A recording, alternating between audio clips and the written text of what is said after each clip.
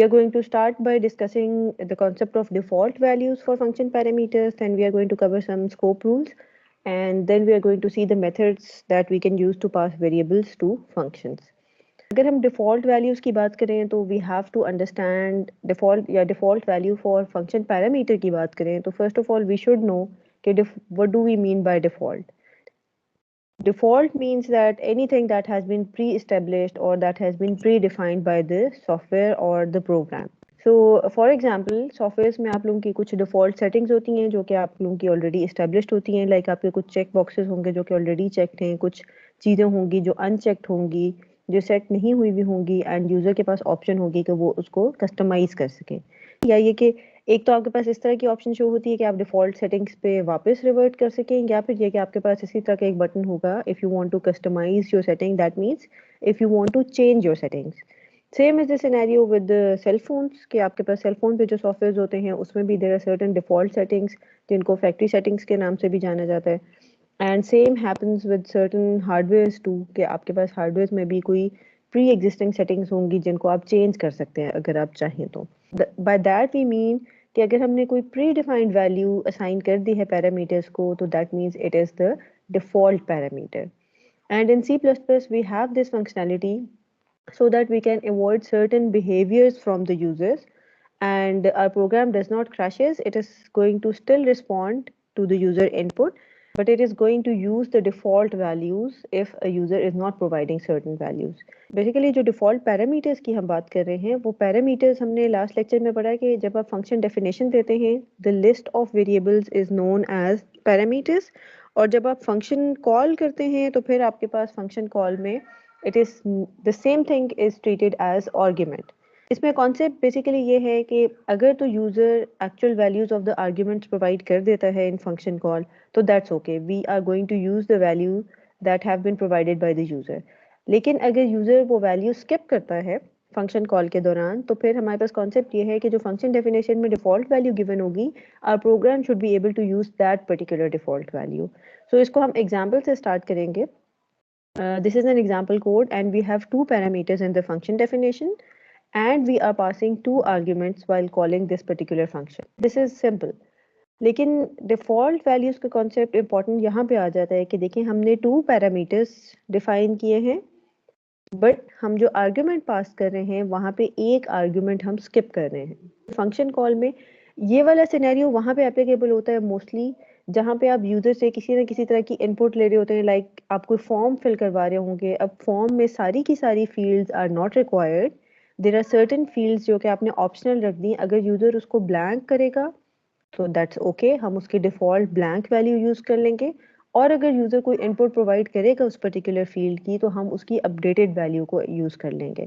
सो default values का concept ये है कि अगर नंबर ऑफ आर्ग्यूमेंट्स कम हों और नंबर ऑफ पैरामीटर्स ज़्यादा हों आप लोगों की फंक्शन डेफिनेशन में, still the programme should function.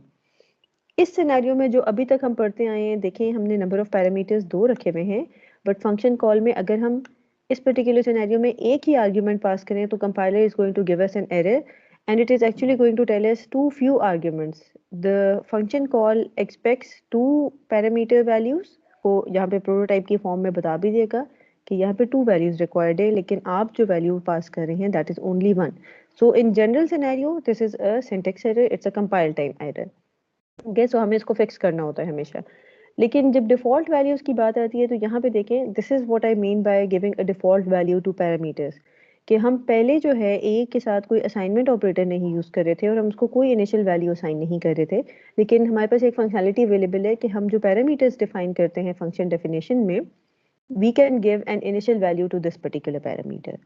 Now what happens is कि फंक्शन कॉल में we are passing both the values और we are passing values for both the parameters. इस तरह के सिनेरियोज में लेट्स से कि अगर आपने डिफ़ॉल्ट वैल्यू पैरामीटर लिस्ट में दे दी थी, अच्छा मैंने यहाँ पे 0 सेट की है, it's up to the developer कि वो डिफ़ॉल्ट वैल्यू कौन सी सेट करना चाह रहे हैं. यहाँ पे 1 2 3 4 5 जो भी आप सेट करना चाहें आप सेट कर सकते हैं. The only requirement for setting a default value is something कि आप कोई ऐसी चीज़ रखें कि आपकी कंप्यूटेशनल प्रोसेसेस डिस्टर्ब ना हो. जैसे लेट्स से कि अगर यहाँ पे मैं 0 की जगह इट्स एन एडिशन प्रोसेस, देखिए आप किसी भी नंबर में 0 ऐड करें it doesn't make any difference. लेकिन अगर आप यहाँ पे 1 2 3 या कोई और नंबर एज्यूम कर लेते हैं एज अ डिफॉल्ट वैल्यू, तो it is always going to add those extra numbers into the sum of the number given by the developer और द यूजर। ठीक है, सो आपने प्रोग्रामिंग लॉजिक का ख्याल रखना है डिफॉल्ट वैल्यू डिसाइड करते हुए। सो हियर्स व्हाट हैपेंस कि अगर तो यूजर ने सारे के सारे आर्ग्यूमेंट वैल्यूज पास कर दी तो डिफॉल्ट वैल्यू ओवरराइड हो जाती है और जो यूजर की पास्ट वैल्यू है वो यूज होती है। So in this scenario 0 and 0 are going to be overridden और यहाँ पे हम a की वैल्यू 5 एंड b की वैल्यू 3 कंसिडर करेंगे और इसी का सम कैलकुलेट करके हम यूजर को रिटर्न करेंगे रिजल्ट। डिफॉल्ट वैल्यू हमने असाइन की थी अपने पैरामीटर्स को। अब हम क्या करना चाह रहे हैं कि हम अपना फंक्शन कॉल करना चाह रहे हैं जस्ट एक ही आर्ग्यूमेंट के साथ। सो here comes the first rule related to the default values कि अगर आपके number of arguments in the function call missing होंगे और आपके पैरामीटर्स की डिफॉल्ट वैल्यूज गिवन है तो द कंपाइलर एज्यूम्स कि जो आपका पैरामीटर मिसिंग है that must be the right most parameter जो मिसिंग है।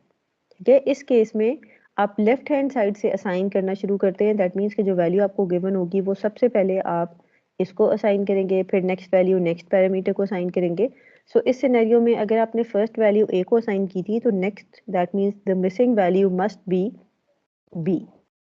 Same happens in the case कि अगर आपके यहाँ पे एक थर्ड पैरामीटर होता है सी और आपके पास जस्ट एक आर्गुमेंट गिवन है तो आप राइट हैंड साइड से आप स्टार्ट करते हैं। सी मिसिंग है, बी मिसिंग है, the value given is going to be of ए।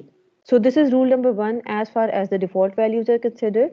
अब यहाँ पे देखिए there are two parameters, both the parameters have a default value linked to them and we are not giving any argument to this particular function call.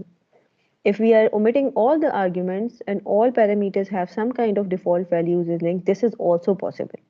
Function definition देख के तो you are going to assume कि there must be two variables और two values जो कि हमें function call में pass करने चाहिए, बट सिंस इनके डिफॉल्ट वैल्यूज गिवन थी so it is safe to say कि हम इसको इस तरीके से भी फंक्शन को कॉल कर सकते हैं।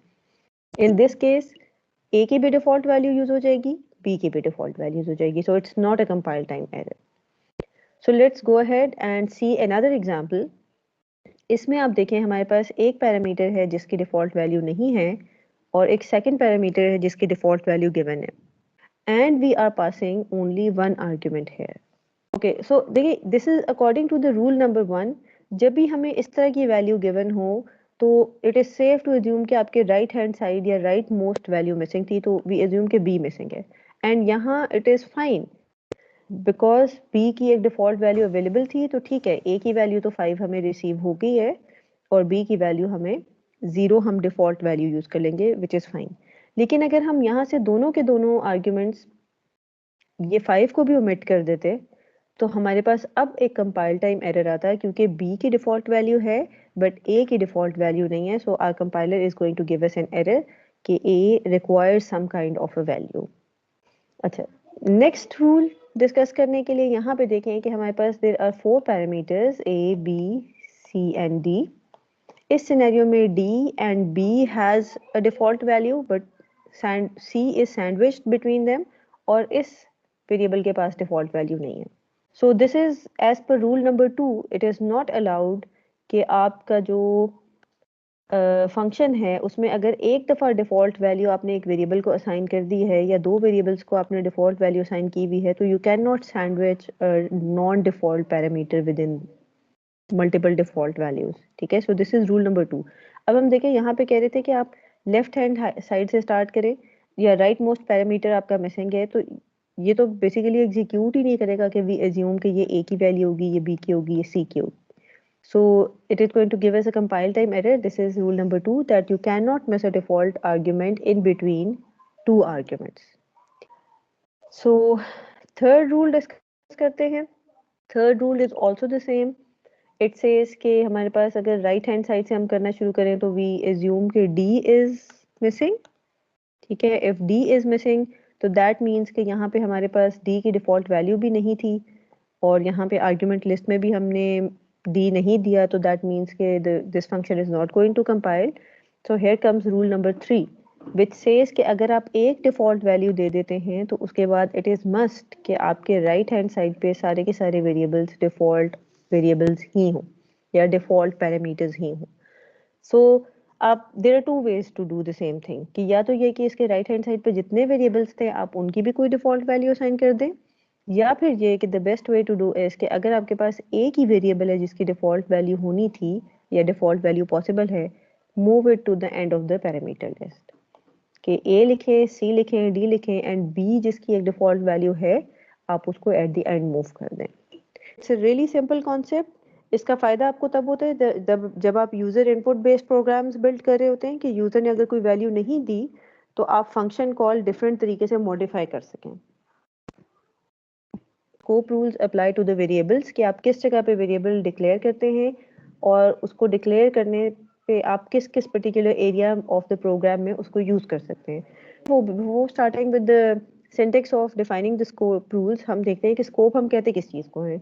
Scope is basically any region of the program within which you can code something or you can do something with the variables, and scope actually defines कि आप variable define कहाँ पे कर रहे हैं और वो variable किस किस area में accessible रहेगा। So starting with the scope rules, हम इन rules को समझने की कोशिश करते हैं by building an analogy with the laws। ठीक है, international laws जैसे build होते हैं या applicable होते हैं national laws and then local laws, how they work together, इससे हम analogy build करेंगे how the scope rules work। ठीक है, so starting with the type of scope rules जो कि एग्जिस्ट करते हैं ना, first is the global scope, second is the function scope and third is the block scope. जो function scope and block scope होता है इन दोनों को हम लोकल स्कोप भी कहते हैं, कि ये आपके लोकल वेरिएबल्स हैं, और जो आपका ग्लोबल स्कोप होता है इसको हम ग्लोबल वेरिएबल्स कहते हैं कि these are going to be accessible globally. So this is just the same concept कि एक कोई ग्लोबल लॉ है जो कि डिफाइन कर दिया गया हमने अपने प्रोग्राम में डिफाइन कर दिया है, and now this global law is going to be applicable throughout the software. कि जैसे यूनाइटेड नेशंस ने एक लॉ डिफाइन किया है and all the countries of the world are going to follow that particular law, so same concept applies to the global variables, कि हमने एक global variable declare किया है या डिफाइन किया है and all the functions and block of code are going to use the same value of that particular variable. And then we have the functional scope and the block scope. Function scope, as the name suggests, this is like a country's law, कि आप एक country का कोई law set करते हैं, अब उस it is not applicable to any other state outside that country, but it is applicable to all the cities within that particular country. These function rules work like the national laws, कि अगर आपके function के अंदर कोई further activity है तो वो with in the function आप वो पर्टिकुलर वेरिएबल एक्सेस कर सकेंगे, but outside this function this is not going to be accessible, कि आप उससे हायर कहना चाहिए कि हायर बॉडी में मूव करना चाह रहे हो। And then we have the block rule. Now block is something जो कि हम कहते हैं एनी पीस ऑफ कोड जो कि एक पर्टिकुलर स्ट्रक्चर को डिफाइन करता है। मैंने आपको उसकी सिंपलेस्ट एग्जांपल ये दी थी कि जैसे लेट्स से कि अगर आप फॉर लूप में एक वेरिएबल इनिशियलाइज कर रहे हैं जो कि उसका कंट्रोल वेरिएबल होता है, उस कंट्रोल वेरिएबल का स्कोप जस्ट फॉर लूप में होगा। अगर आप फॉर लूप के बाहर उसको एक्सेस करने की कोशिश कर रहे होते हैं तो usually it gives an error, और एरर की डिस्क्रिप्शन यही होती है कि इट्स आउट ऑफ बाउंड या not defined in this particular scope. So local variable में दो आ जाते हैं हमारे पास। एक तो ये कि आप किसी भी function within the function या a block of code variable declare करते हैं तो that is a local variable. Local variable की एक और टाइप इस तरह की है कि जो आप फंक्शन डेफिनेशन दे रहे होते हैं और उसमें पैरामीटर लिस्ट है, those are also treated as local variables. And then the third is कि आप किसी भी सारे के सारे फंक्शन से बाहर इंडिपेंडेंटली एक वेरिएबल डिफाइन करते हैं and you define it as a global variable. It can be used by all the functions and all the block of code within your program. Okay, so local variable में function scope है, block scope है, इसको हम already discuss कर चुके हैं। अब हम एक एग्जाम्पल देखते हैं। एग्जाम्पल में आप ये देखें कि हमारे पास मेन फंक्शन है। Now main is treated as a function. It is possible कि there are many other functions within this program, so if we define any variable within this function, it is restricted to the scope of this particular function जो कि main function है। So इसका scope होगा, it is going to be treated as a local variable. A and B do not exist outside this particular function. ठीक है, so अगर आप यहाँ पे इसको access करें, that's fine. If you are going to access it outside of this function, it is going to give you a compile time error. Let's go ahead and see another example. This is the example of the local variable compile time error. Some function is the name of the function and A, B, C have been declared within this function. ठीक है, so इन तीनों variables का scope यहाँ से लेके यहाँ तक है. So it has a function scope. These are local variables. अब आप A and B को outside of this function access करने की कोशिश करें तो this is a compile time error. क्योंकि main is a different function, some function is a different function. तो interchangeably आप ये functions variables use नहीं कर सकेंगे क्योंकि A और B को inside main आपने declare नहीं किया था. This is how the scope of the local variables work. Let's go ahead and see how the global variables work. Global variables में the requirement is कि अगर आपने global variable define करना है तो उसके use करने से पहले आपने उसको declare ज़रूर करना है. So usually this is done by defining the global variables at the top of the program. Secondly, the important thing to note about global variables is कि उनकी एक single memory space होती है और उसी memory space में सारी computations होनी होगी और वहीं से हमेशा value refer की जाएगी. किसी भी function को global variable की value चाहिए तो they can access that single memory location to access the value within that particular memory location. इसकी examples देखते हैं. Now here g is a global variable. अब आप ये देखें ये function के अंदर नहीं define किया, हमने outside the function define किया है. The only requirement is इसको आप यहाँ पे भी लिख सकते थे at the end of the program. लेकिन requirement क्या है कि अगर आपने इस variable को use करना है तो sequentially या sequential execution में the requirement is कि before using this particular variable the compiler should know this variable has been initialized. आप यहाँ पे लिखेंगे तो it is going to be a compile time error if you use it before declaring this particular variable. What I'm saying is कि जैसे आप variable को declare करते हैं, जैसे आपने ए बी को डिक्लेयर किया हुआ है, अगर आपने इनको डिक्लेयर ना किया हुआ होता तो आप ए एंड बी को यहाँ पे यूज़ करने की कोशिश करते तो ये आपके पास कंपाइल टाइम एरर आ जाता. ठीक है, same rule applies to the global variables कि अगर आपने ग्लोबल वेरिएबल को यूज़ करना है तो इट इज़ रिक्वायर्ड कि it must be declared before using this particular variable. ठीक है, इसकी डिक्लेरेशन कहाँ हुई हुई है? यहाँ पे. This is outside the function क्योंकि हम इसको ग्लोबल वेरिएबल बनाना चाहते हैं कि जैसे ए बी सी कोई अगर एक और फंक्शन होता, ठीक है, और इस फंक्शन डेफिनेशन में भी हम जी वेरिएबल यूज़ करना चाहते हैं तो हम इसको यूज़ कर सकते हैं because it is a global variable. ये किसी और फंक्शन के अंदर एग्जिस्ट नहीं करता. It's not a local variable. So इस प्रोग्राम को अगर ड्राई रन करके देखें तो हमने ग्लोबल वेरिएबल डिक्लेयर किया है. This is only the declaration part. अभी मेमोरी में एक स्पेस रिजर्व हो गई है जी के लिए लेकिन इसको कोई वैल्यू असाइन नहीं हुई हुई इस वेरिएबल को. सो मेन से हमारी एग्जीक्यूशन स्टार्ट होती है. हम देखते हैं ए एंड बी डिक्लेयर हो गया, ए को 10 बी को 20 असाइन हो गया है एंड जी में then we are computing the sum of A and B and we are storing it in G. So what is going to happen is कि G is a global variable. A and B का जो sum calculate होगा that is going to be stored in this particular memory location जो कि हमने global variable के लिए assign की थी. अब ग्लोबल वेरिएबल की वैल्यू अपडेट हो गई. नेक्स्ट स्टेटमेंट में आप इसको डिस्प्ले करवाएं तो ये इसी मेमोरी लोकेशन को एक्सेस करेगा जो कि ग्लोबल मेमोरी लोकेशन थी और उसी की वैल्यू हमारे पास डिस्प्ले हो जाएगी. आप यहाँ पे कुछ और कर लें a-1 करके. अब आप इसकी वैल्यू अपडेट करना चाहें, अगर आप इसकी वैल्यू अपडेट करेंगे तो दैट मीन्स 30 स्क्रीन पर डिस्प्ले हो गया. अब a की वैल्यू 10 थी, 10 - 1 9 हो जाएगा. अब फिर से हम g की वैल्यू अपडेट करके 30 की जगह 9 कर देंगे. ग्लोबल वेरिएबल्स में ये होता है कि one memory location and it can be accessed by all the functions within that particular program or particular software. So आपकी memory space थोड़ी सी preserve हो जाती है. Okay, this is another example कि हम global variable define भी कर रहे हैं, declare भी कर रहे हैं, initialize भी कर रहे हैं. ठीक है, उसको value भी हमने assign कर दी. इस particular moment पे क्या होगा कि हमारे पास एक global variable declare हुआ था और उसमें 10 store हो गया. Same ए एंड बी को डिक्लेयर किया, हमने एक सम कैलकुलेट किया और फिर से हमने जी को अपडेट कर दिया. सो ये जो भी सम होगा ये इस मेमोरी लोकेशन को एक्सेस करेगा और इसकी वैल्यू अपडेट हो जाएगी. Now the global variable does not have 10 it's as its value, it has 30 as its value. Let's see another example. Here we have a global variable जिसकी initial value is 10. 10 हो गई, g है.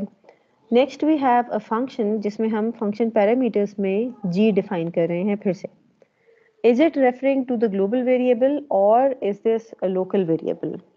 It's a local variable. ठीक है, ये concept समझने की कोशिश करें कि ये जब आप एक ग्लोबल वेरिएबल एक दफ़ा डेटा टाइप के साथ डिक्लेयर कर देते हैं तो एक वेरिएबल को रीयूज करने के लिए आपको उसकी डेटा टाइप दोबारा देने की ज़रूरत नहीं होती।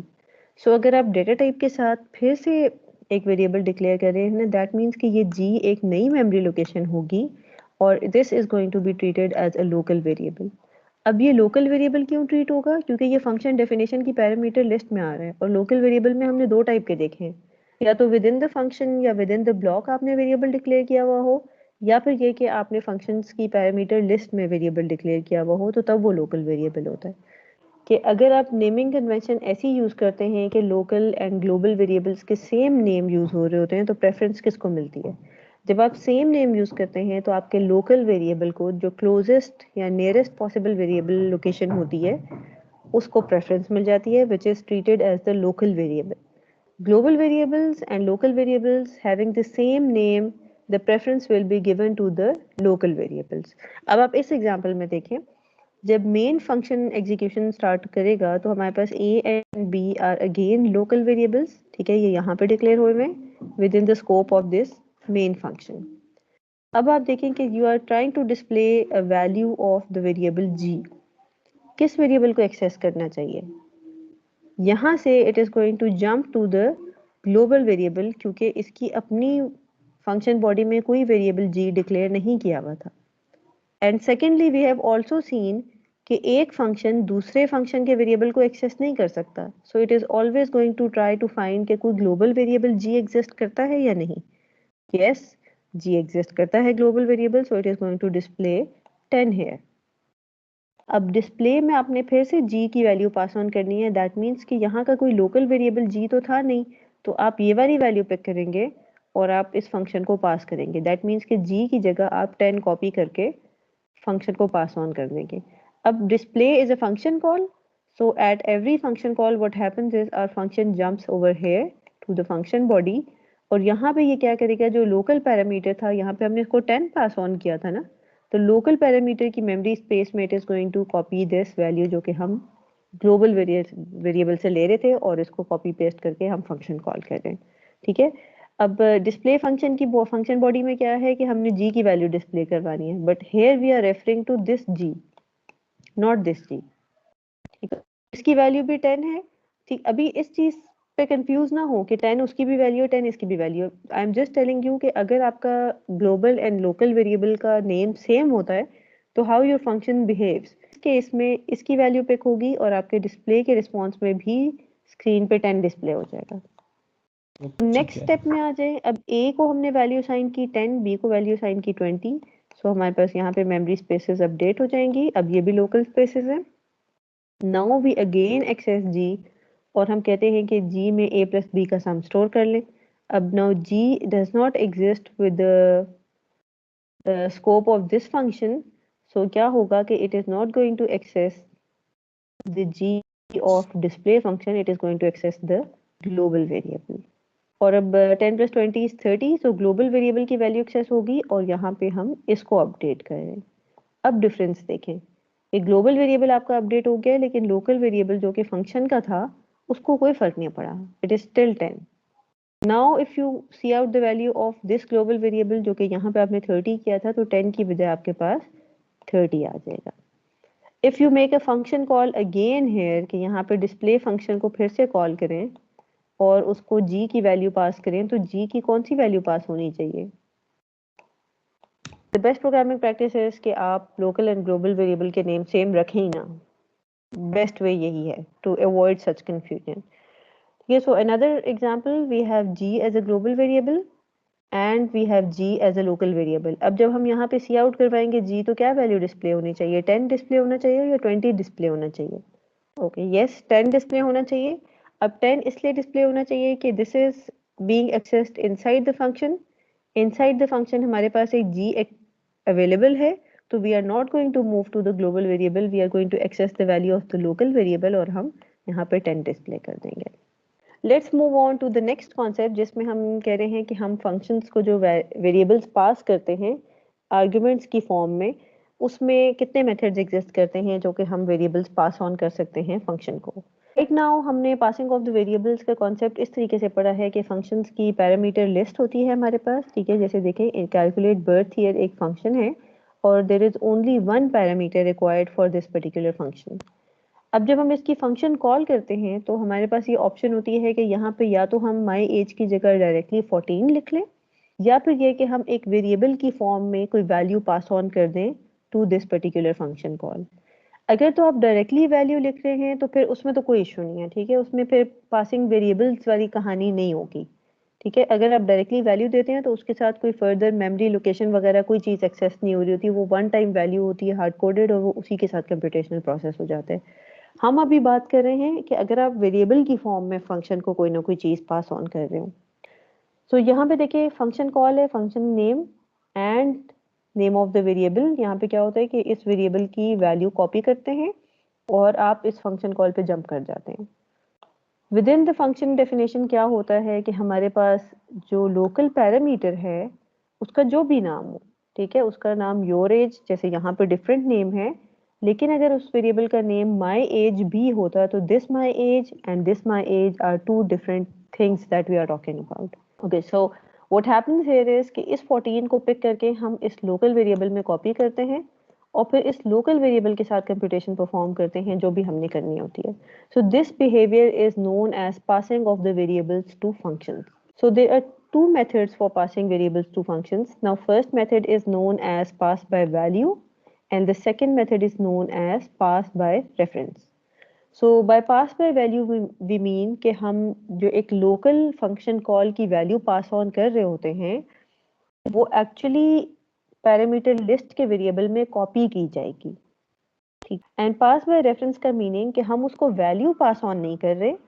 यहाँ पे देखें, हम value was being passed on, हम वैल्यू पास ऑन नहीं कर रहे, हम उसको मेमोरी एड्रेस पास ऑन कर रहे हैं उस वेरिएबल का जो कि हमने फंक्शन कॉल में दिया है। और मेमोरी एड्रेस पास करने के लिए हमारे पास देयर इज एन ऑपरेटर जिसको हम एड्रेस ऑफ ऑपरेटर कहते हैं।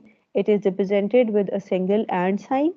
तो जब आप address of operator with any variable name use करते हैं तो फिर उस वेरिएबल की वैल्यू कॉपी नहीं की जाती, उस वेरिएबल का मेमोरी लोकेशन या मेमोरी एड्रेस कॉपी किया जाता है। यहाँ पे हम पास बाय वैल्यू मेथड देख रहे हैं, और जो इससे पहले हमने फंक्शन कॉल का कॉन्सेप्ट देखा है, हमने पास बाय वैल्यू कॉन्सेप्ट ऑलरेडी देख चुके हैं। लेकिन क्योंकि अभी हम दोनों का डिफरेंस देखने लगे ना, pass by value, pass by reference, so I am going to explain it in a little detail. देखिए यहाँ पे ये हो रहा है कि I have a call to the function birthday, ठीक है, और मैं पास कर रही हूँ variable which is my age. The value of this variable is 14 और this is a local variable, ठीक है, माई एज एंड 14। अब जब ये वाला काम हो रहा है तो बर्थडे पे we are jumping to the function definition, और यहाँ पे there is another local variable age के नाम से, ठीक है, और उसमें हमने ये 14 कॉपी कर दिया। And we are computing the value new age for 14 plus 1 हो जाएगा 15 हो जाएगा, and we are returning this value to this particular function। और अब updated age का जो एक और वेरिएबल होगा उसमें हमारे पास 15 आ जाएगा। वेरिएबल की मेमोरी लोकेशन का नेम my age है, और लेट्स से कि मैं इस पैरामीटर का नाम भी my age ही रख देती, और फिर हमारे पास जो लोकल मेमोरी लोकेशन होती उसका नाम भी my age होता। But passing by value means कि this is an independent memory location, इसको हम डिस्टर्ब नहीं कर रहे फंक्शन को पास ऑन करने की वजह से। फंक्शन पैरामीटर लिस्ट में जो भी वेरिएबल होगा उसकी एक लोकल मेमोरी स्पेस जरूर रिजर्व की जाएगी और उस पर एक इंडिपेंडेंट कंप्यूटेशन ही परफॉर्म होगी। लेट्स अज्यूम कि यहाँ पे न्यू एज वेरिएबल ना होता, बल्कि यहाँ पे मैं कहती कि वो जो माई एज मैंने पैरामीटर लिस्ट में डिक्लेयर कर दिया है ना, उसी को यूज करें, और यहाँ पे भी माई एज आ जाता इसकी जगह। My age is equal to my age plus 1 and now I want to return my age variable. There are two requirements in pass by reference method. The first is कि जो आपकी parameter list में parameter का name होगा उसके साथ आपने ये ऑपरेटर देना है, this is known as an address of operator. And second is कि जो return type of pass by reference methods होती है दैट इज ऑलवेज वॉइड, इसकी कोई ना कोई भी वैल्यू आप रिटर्न नहीं कर सकते, ठीक है। These are two requirements for passing variable to the functions by reference. Okay, so इसमें हम ड्राई रन करते हैं और हम देखते हैं क्या हो रहा है पास बाय रेफरेंस मेथड में। अब देखें, फर्स्ट एक वेरिएबल डिक्लेयर हो रहा है, यहाँ पे वेरिएबल डिक्लेयर होगा तो हमारे पास एक मेमोरी स्पेस रिजर्व हो रही है, इस मेमोरी स्पेस का नाम है माई एज और यहाँ पे हमने 14 स्टोर कर लिया। This is the function call. Function call में हम माई एज वेरिएबल पास ऑन करना चाह रहे हैं, दैट मीन्स कि हम ये वाली वैल्यू 14 पास ऑन करना चाह रहे हैं। ठीक है, सो फिलहाल इसको कॉपी कर दें। ऑल्दो पास बाय रेफरेंस में it does not function like this. यहाँ पे क्या होता है कि बर्थडे फंक्शन को फंक्शन कॉल थी तो we jump to this part.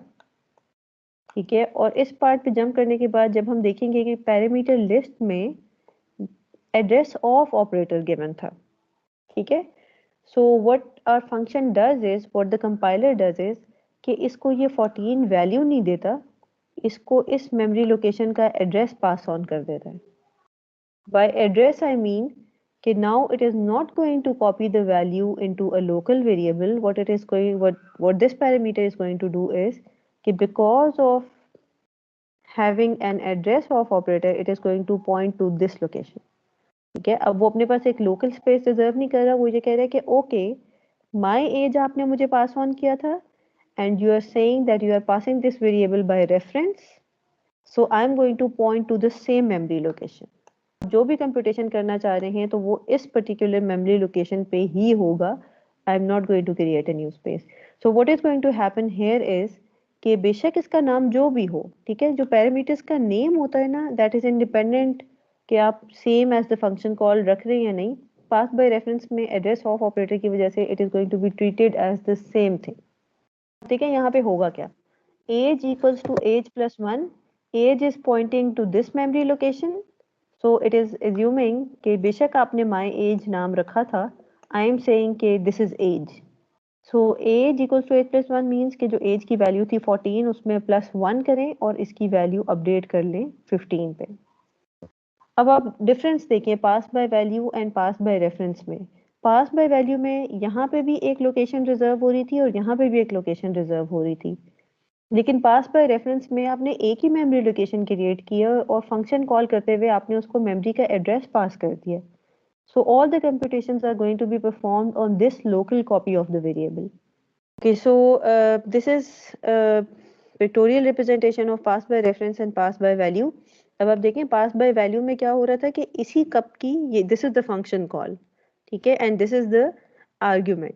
अब आप क्या कर रहे हैं कि फंक्शन कॉल में आप वो कप पास ऑन तो कर रहे हैं लेकिन लोकल कप ही फिल इन हो रहा है because of the function call. जो ओरिजिनल कप था it is still empty. This is what happens in pass by value method. Pass by reference में देखें कि ये जो लोकल कप की कॉपी थी, आप उसकी एक डॉटेड लाइन पास ऑन करें, दैट मीन्स कि this is not an original cup, this is just a notion of the same cup. ये दोनों आपस में लिंक्ड हैं। और अब अगर आप फंक्शन कॉल के दौरान या within the function body इस कप को फिल इन करेंगे तो आपकी ओरिजिनल कॉपी भी फिल इन हो रही है कप की। So this is what happens when in pass by reference. Any change to the parameter जिसको आपने पास बाय रेफरेंस किया था, it is going to change in the main body too, or it is going to change in the memory space too. This does not happen in pass by value. ये दोनों methods exist क्यों करते हैं? देखिए हमने जितनी भी function calls या फंक्शंस की हमने डिस्क्रिप्शन पढ़ी है, हमने पढ़ा है कि उसमें जो रिटर्न स्टेटमेंट होती है वो आपको एक ही वैल्यू रिटर्न करने की ऑप्शन देती है। कि जैसे आप कंप्यूटेशंस कर रहे हैं, फॉर एग्जांपल आपने एक फंक्शन क्रिएट किया और उसमें आपने दो वैल्यूज या दो वेरिएबल्स का सम कैलकुलेट किया है और आपने उसी में दो वैल्यूज का प्रोडक्ट भी कैलकुलेट कर लिया है। लेकिन जब आप रिटर्न करना चाहेंगे तो या तो आप सम रिटर्न कर सकते हैं या फिर आप प्रोडक्ट रिटर्न कर सकते हैं, आप दोनों नहीं रिटर्न कर सकेंगे। सो इट टेल्स यू कि अगर आपका फंक्शन एक ही वैल्यू रिटर्न करना चाहता हो या एक ही रिजल्ट रिटर्न करना चाहता हो तो फिर आप पास बाय वैल्यू मेथड यूज करें। अगर आपके फंक्शन ने एक से ज़्यादा वैल्यूज रिटर्न करनी है या एक से ज़्यादा वैल्यूज कंप्यूट करनी है तो फिर आप पास बाय रेफरेंस मेथड यूज करें, बिकॉज इट अलाउज यू कि आपकी ओरिजिनल प्रोग्राम को ही वो वैल्यूज पास ऑन हो जाएंगी। ठीक है, so that's all for today.